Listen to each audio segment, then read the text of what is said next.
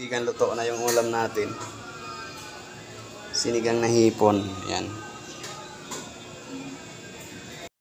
Good morning mga kaibigan. Good morning. Yan. Ating ulam for today.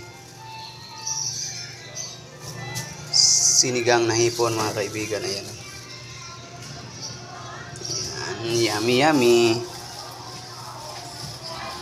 Tsaka, jalagyan natin itong mga panglamas nyo. Ayan. Ito yung sinigang sa hipon. Okra. So, ayan mga kaibigan natin na ito. Matansahin. So, yun syempre. Don't forget to like, follow for more updates.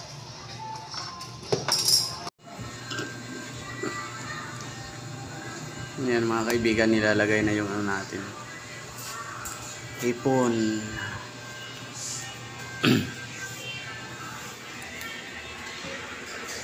So yummy.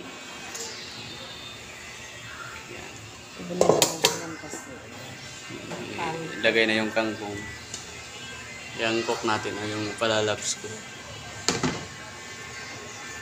Galing magluto yan sa mga ganyan eh. Update ko na kayo mga kaibigan pag luto na. Yan mga kaibigan, ready na yung natin. Sisigangin na hipon. Yan na yung mga panghalo niya, kangkong, tsaka yung rabanos, okra, sili, yan. Pakulong tayong tubig, yan. Yan. Kaibigan, luto na yung ulam natin.